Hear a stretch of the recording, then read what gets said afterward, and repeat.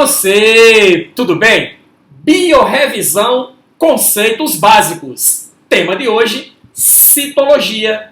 Eu sou o professor Belipou e este é o canal de Ciências Biológicas e Autodesenvolvimento. Vamos lá?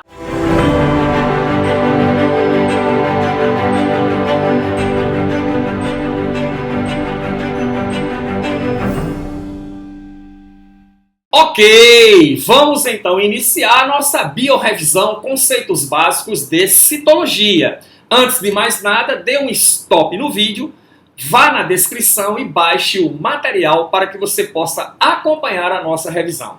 Biorrevisão, citologia, conceitos básicos. Primeira afirmativa. Um RNA transportador transporta sempre um determinado aminoácido. Esse aminoácido, porém, pode ser transportado por vários RNAs transportadores. Está correto. Nós sabemos que o código genético, ele é degenerado. Então eu posso ter mais de um códon codificando um mesmo aminoácido, fazendo com que um certo aminoácido possa ser transportado por mais de um RNA transportador. Não é verdade? Então a afirmativa está absolutamente correta. A osmose é a passagem de solvente do meio mais concentrado em solvente para o meio menos concentrado em solvente. A afirmativa também está absolutamente correta. Geralmente em aulas, quando definimos o conceito de osmose, a gente diz que a osmose é a passagem de solvente do meio de menor concentração em soluto para o meio de maior concentração em soluto. Sendo assim, pense comigo. Se a água está se movimentando através da membrana do meio hipotônico para o meio hipertônico, ela está se movimentando do meio onde a água se encontra em maior concentração para o meio onde ela se encontra em menor concentração, fazendo assim com que a alternativa esteja absolutamente correta. Próximo item. Proteínas de exportação são produzidas a nível de ergastoplasma. Absolutamente correto. O ergastoplasma também é conhecido como retículo endoplasmático rugoso. Você sabe perfeitamente que o retículo endoplasmático rugoso é responsável pela síntese proteica a nível celular e ele sintetiza as proteínas que são de uso fora da célula, na sua função clássica. Então a questão está correta. Os lisossomos participam do processo de recuperação de ATP. Quem trabalha com recuperação de ATP é mitocôndria.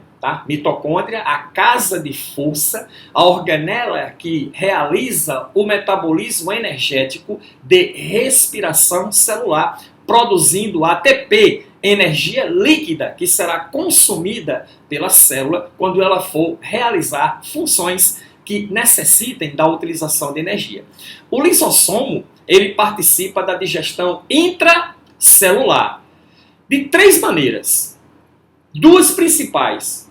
Se o lisossomo participa de um processo de digestão de substâncias originárias da própria célula, ele está fazendo digestão autofágica ou autofagia, certinho? Se ele está participando do processo de digestão intracelular de partículas que vieram de fora da célula, porque foram fagocitadas ou porque foram pinocitadas, ele vai estar fazendo digestão heterofágica ou heterofagia. Esses são os dois modos de operações digestivas com a participação do lisossomo. Se o lisossomo se romper dentro de uma estrutura celular e o seu conteúdo enzimático vazar, ele pode destruir a própria célula. É um processo destrutivo, É um processo que é usado para suicídio celular, por exemplo, e culmina com a destruição da estrutura celular, processo chamado de autólise. Lisossomo, então, participa da digestão intracelular, fazendo autofagia, ou fazendo heterofagia, ou então fazendo um processo de autólise, culminando consequentemente com a destruição da célula aonde se encontram esses lisossomos. Beleza? Próximo item. Na difusão facilitada através da membrana, ocorre a passagem de soluto com gasto de energia na forma de ATP. A informação está incorreta, tá? Difusão. Sempre que você pensar em difusão, difusão caracteriza-se pela movimentação do soluto. Como o soluto se movimenta, professor Billy Paul? Ele se movimenta do meio hipertônico para o meio hipotônico. O soluto se movimenta do meio de maior concentração para o meio de menor concentração.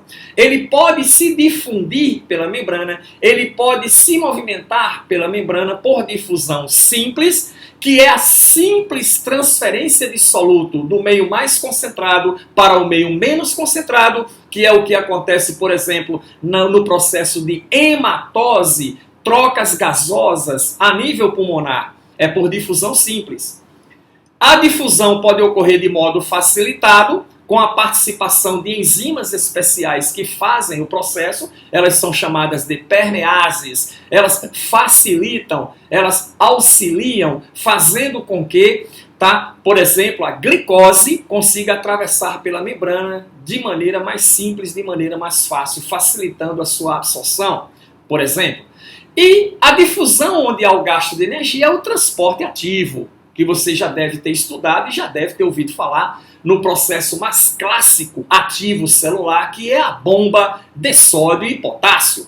O transporte ativo caracteriza-se por fazer a movimentação do soluto contra o gradiente de concentração, ou seja, de menos concentrado para mais concentrado. Como o transporte está ocorrendo contra a tendência do fluxo, então precisa de energia para fazer. Vai ocorrer gasto de ATP. Que o ATP, na verdade, ele fornece energia para as proteínas ATPases, que são as proteínas que participam do processo de transporte ativo, fazendo com que essas proteínas mudem a sua conformação espacial, favorecendo, então, a transferência de soluto do meio extracelular para o meio intracelular e vice-versa. Beleza? Próximo item, bactéria possui parede celular, DNA circular com histona, mas não tem núcleo individualizado.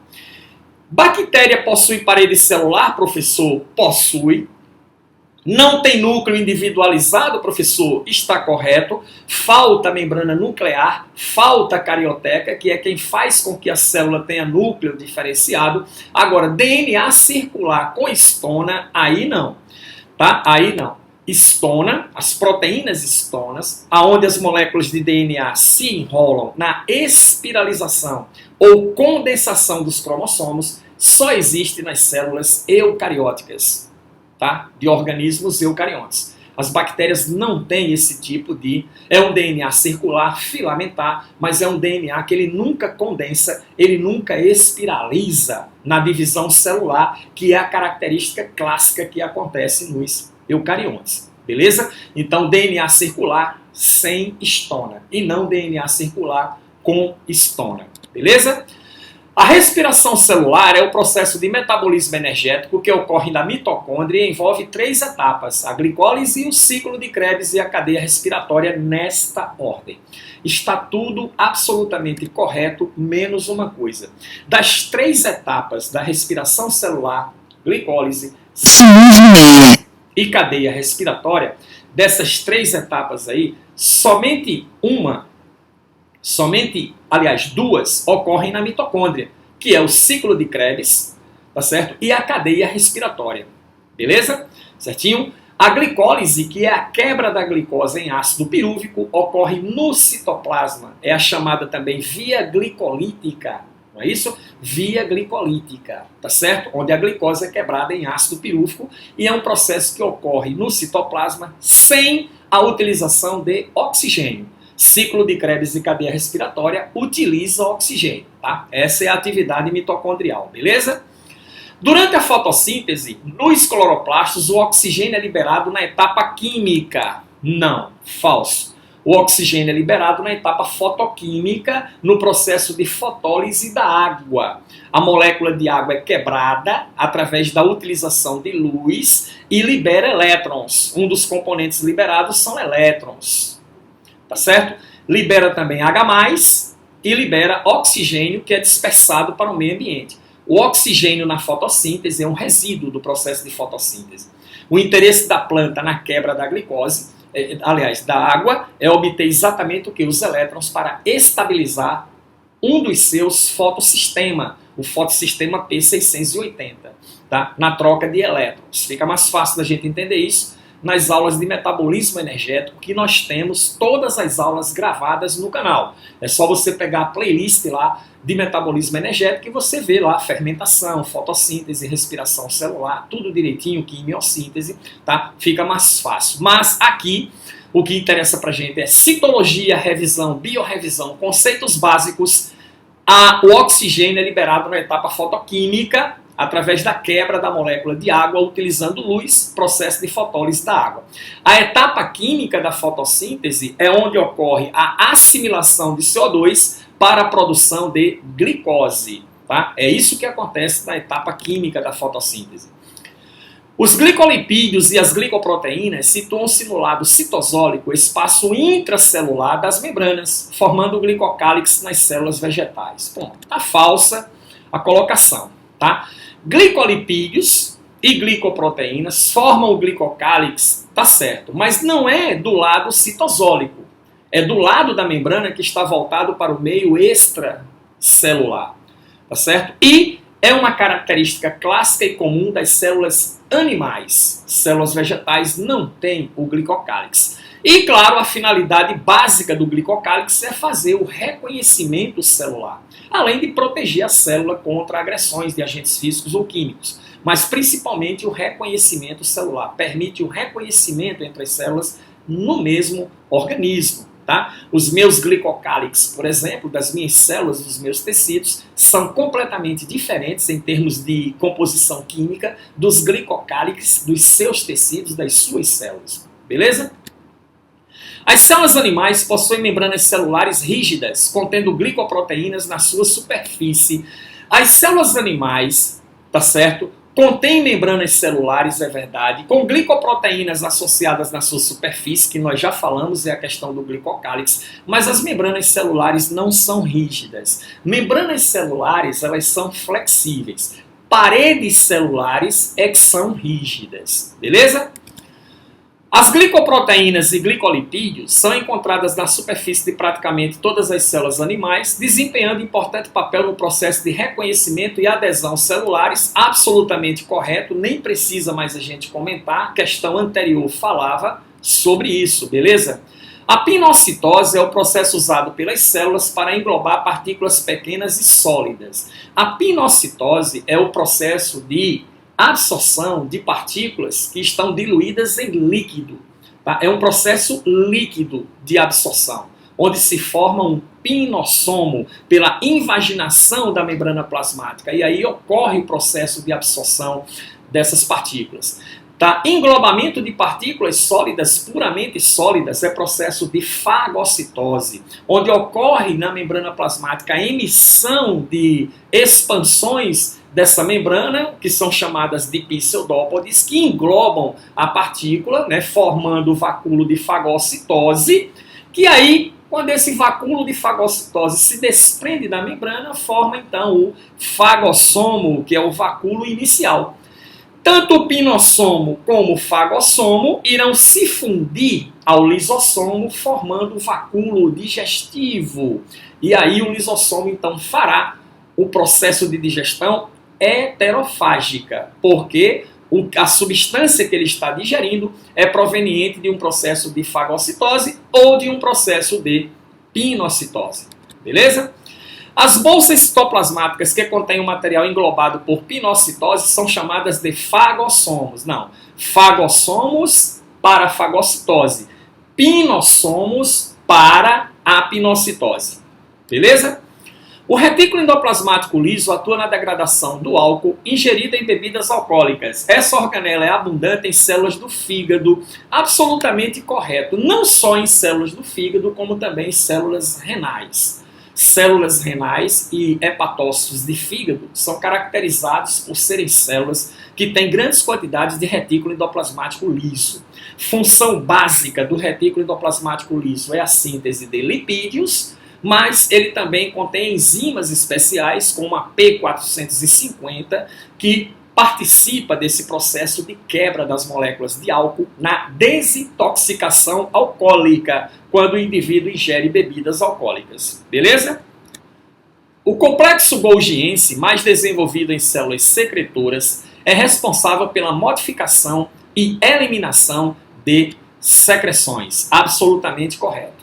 O Golgi é uma organela que caracteriza-se por ter várias funções. Sua função básica é processamento, empacotamento e endereçamento de substâncias. Por exemplo, o retículo endoplasmático rugoso produz enzimas, manda essas enzimas para o Golgi processa, empacota e endereça, dá destino a essas vesículas que são originadas a partir dele.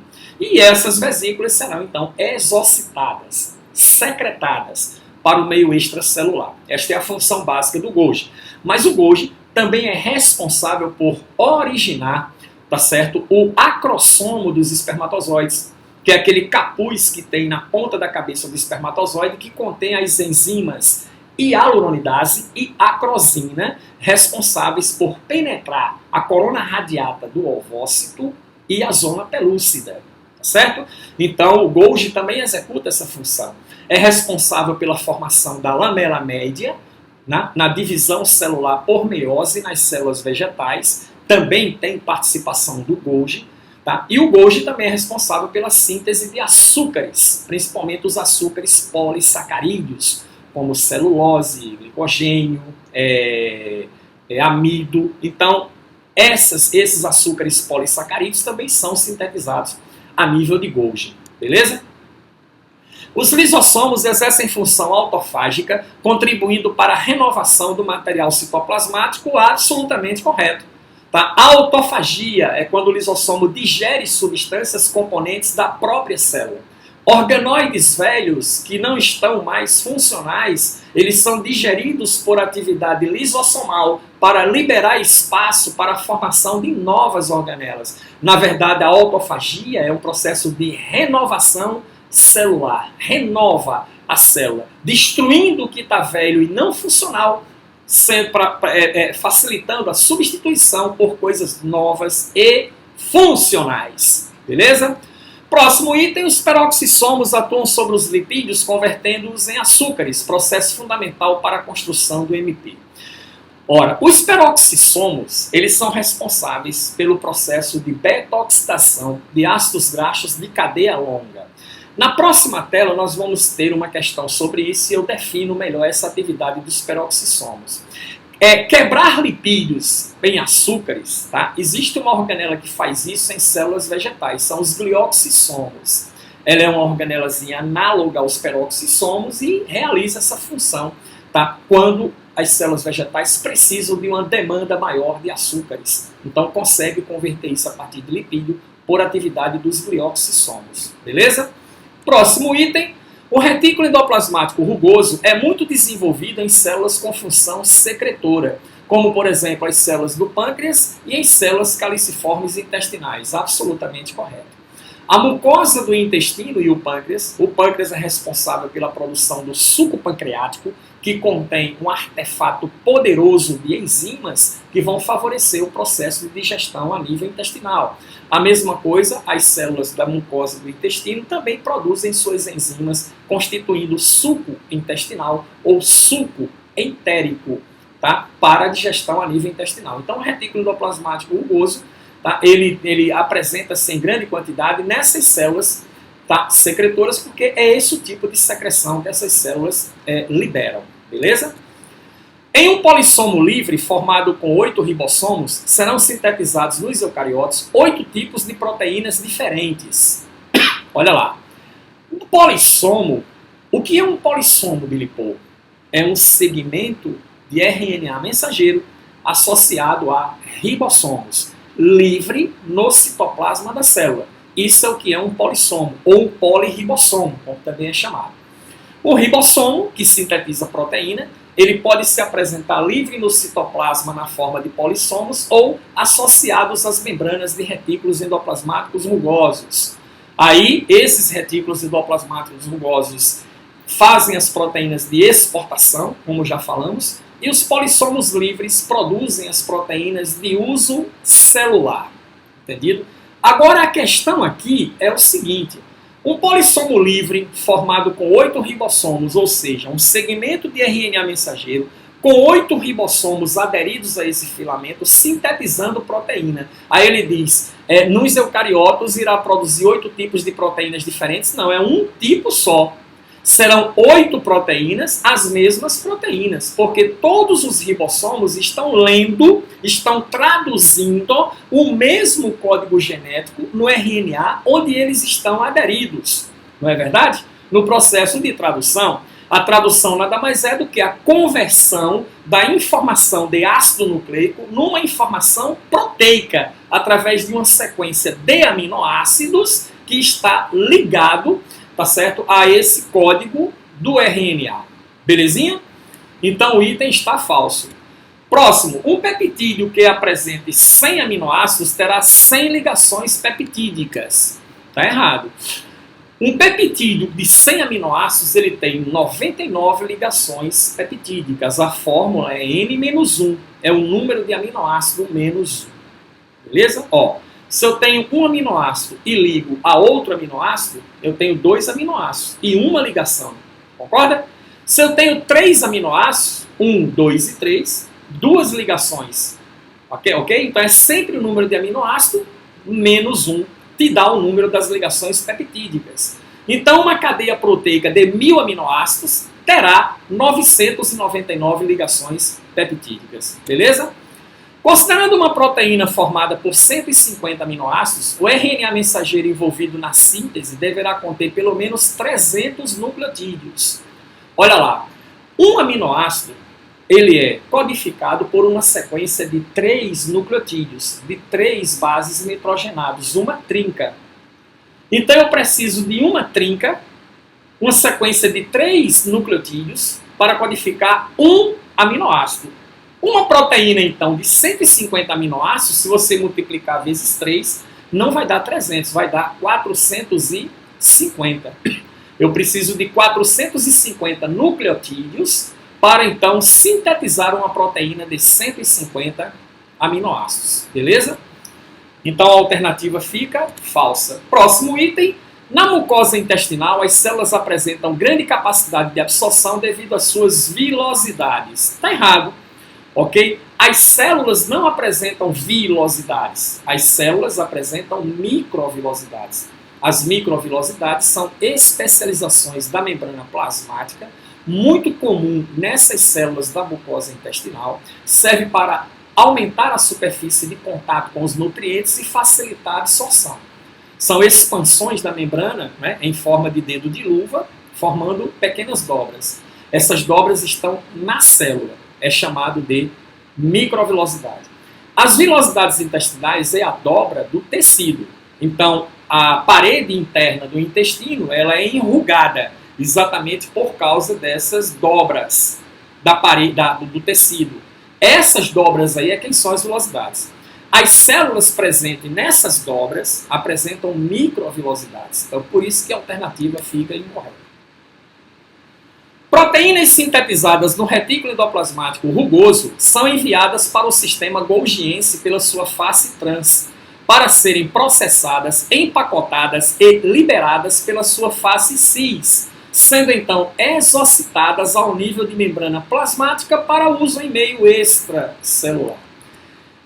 Tá tudo certo quanto ao processo, menos numa coisa, tá? O retículo endoplasmático rugoso envia pela face cis do Golgi, que é a face que está voltada para ele. O Golgi processa, empacota e libera pela face trans, que é a face do Golgi voltada para a membrana plasmática celular. Ao nível de membrana plasmática, a vesícula será exocitada. Entendido? É o único erro que está na afirmativa. As enzimas lisossomais só atuam em pH ácido e, para isso, a estrutura precisa bombear íons H+, do citoplasma para o seu interior, absolutamente correto. Existe no lisossomo a chamada bomba de prótons. A bomba de prótons é o quê? Bombeamento de H+, tá? Processo ativo, difusão ativa, há gasto de ATP, arrasta H+, do ambiente de menor concentração, que é o meio citoplasmático, e joga dentro do lisossomo. O lisossomo é extremamente ácido no seu interior, porque as enzimas lisossomais são acidófilas. Tá? Então está correto aí a afirmativa. Nos músculos, o retículo endoplasmático especializado, denominado de retículo sarcoplasmático, é muito desenvolvido e serve de reservatório de íons cálcio, necessário ao mecanismo de contração muscular, e está absolutamente verdadeiro. O retículo endoplasmático liso, mais especificamente o liso, chama-se retículo sarcoplasmático nas células musculares. E ele é um depositário de cálcio, porque para que haja contração, né, ou deslizamento da actina pela miosina na contração muscular, eu preciso de cálcio para fazer isso, porque é o cálcio que, quando se associa ao filamento de actina, libera então os receptores, onde a miosina associa e puxa o filamento, produzindo a contração. No processo de estudo de fisiologia a nível de tecido muscular, a gente vê isso em maiores detalhes, tá certo? A respeito de elementos que compõem o citoesqueleto de células eucarióticas animais, os filamentos intermediários, juntamente com os filamentos de actina e miosina, atuam diretamente na contração muscular. Os filamentos que atuam diretamente na contração muscular é o de actina e o de miosina. Filamentos intermediários não. Os filamentos intermediários são constituídos por uma proteína chamada queratina, tá certo? Beleza? Eles dão estrutura e formato. Essa é a finalidade desses filamentos intermediários. Muito encontrados na pele, em unhas e em cabelo. Aí você tem um outro grupo de filamentos que são os microtúbulos. Os microtúbulos, que são formados por uma proteína chamada de tubulina, tá? É responsável pela formação de cílios e flagelos. E promovem também a organização celular. Os microfilamentos, que é um outro tipo de filamento de citoesqueleto, esse sim é responsável por movimento. Você encontra em célula muscular, em amebas e em microvilosidades, que são estruturas que têm um certo grau de movimentação, principalmente células musculares. Então, actina e miosina, tá, é filamentos denominados de microfilamentos. Beleza? A beta-oxidação dos ácidos graxos acontece nos peroxissomos e nas mitocôndrias. No ciclo da beta-oxidação, fragmentos com 2 átomos de carbono são removidos sequencialmente dos ácidos graxos de cadeia longa, mais de 18 átomos de carbono, resultando em acetilcoenzima A. Tudo está absolutamente correto. É isso que o peroxissomo faz. Veja bem, a célula consegue produzir energia a partir de glicídios, que é o preferencial, na ausência de glicídio, lipídios ou proteínas. Tá certo? Essa é a sequência do metabolismo energético. Claro, proteínas só em caso extremo. Na verdade, glicídios e lipídios são as principais fontes. O ciclo de Krebs é um entroncamento metabólico. Porque o que interessa para o ciclo de Krebs é isso aqui, acetilcoenzima A. Então, qualquer coisa que eu converta em acetilcoenzima A, a mitocôndria vai funcionar. Porque a partir da acetilcoenzima A, o ciclo de Krebs funciona, os produtos do ciclo de Krebs vão para a cadeia respiratória e eu vou ter a produção de ATP mitocondrial. Então, o que é que acontece? A beta-oxidação também é realizada pelas mitocôndrias, mas a partir de ácido graxo, ela também faz. Mas esses ácidos graxos têm que ser cadeia curta. Se a cadeia é muito longa, vai para o peroxissomo, vamos supor um ácido graxo de 20 carbonos, vai para o peroxissomo e ele quebra em 10 moléculas de acetilcoenzima A. Ele vai quebrando de 2 em 2. São 20 carbonos de 2 em 2, eu vou ter 10 acetilcoenzima A. Manda acetilcoenzima A para a mitocôndria e o resto acontece. Beleza? Esse processo é beta-oxidação. Nesse processo de beta-oxidação, se consome muito oxigênio e termina se produzindo um resíduo, chama-se H2O2, água oxigenada, peróxido de hidrogênio. A água oxigenada é altamente tóxica, ela não pode sair da célula e ir para o meio orgânico, de maneira alguma.